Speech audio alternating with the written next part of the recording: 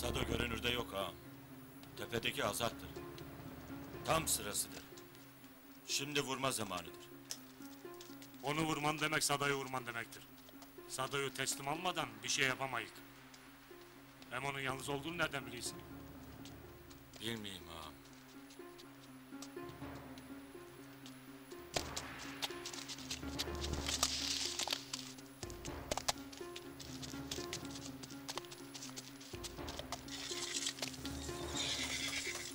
Maşallah. Anlaşma yaptığınız kurallar Berita'nın kurallarıydı. Daha benim isteklerimi karşılamadınız. Sado yaşayacak ama siz de barajın yapılmasından, köylülerden aldığınız arazilerden, madeni işletmek için girdiğiniz ihaleden vazgeçeceksiniz. Hani bu hizmetlerin verilmesini en çok sen isteydin?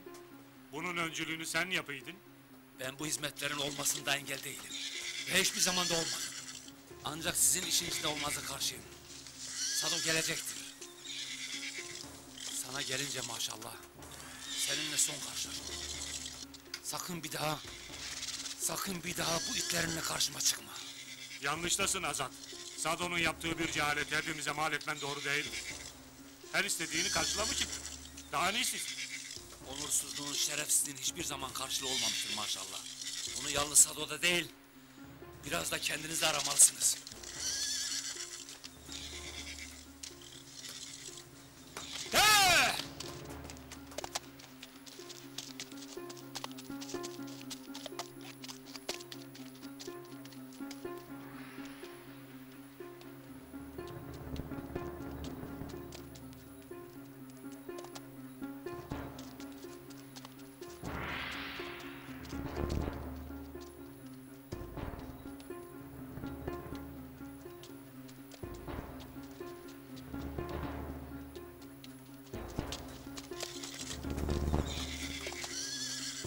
Yürü lan!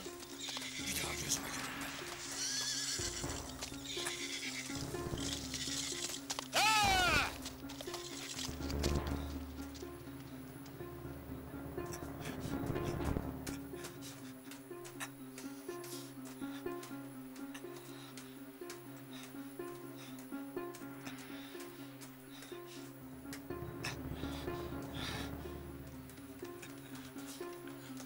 Sado ağam!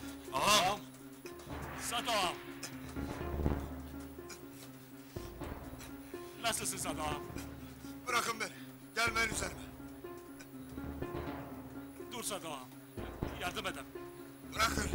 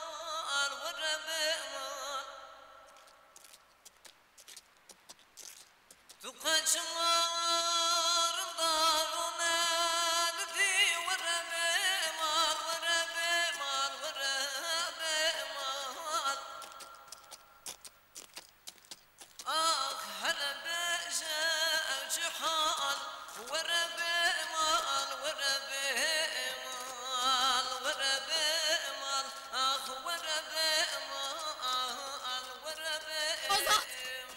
Azat! Azadım! Azat! Barış'a elçi oldun Azat! Kara günün kara güneşi! Barış'a elçi oldun Azat! Mehmet'im rahat yatıyor mezarında! İşte orada! Mehmet'im rahat yatıyor orada Azat! Azat! Mehmet'im rahat yatıyor artık orada! Ben de rahatım Azat'ım! Barış'a elçi oldun Azat! Azat!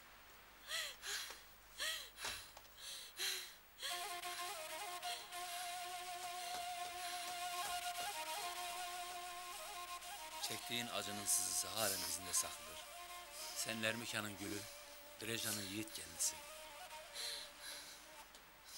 Seni her gördüğümde katranlaşmış yaram kanar.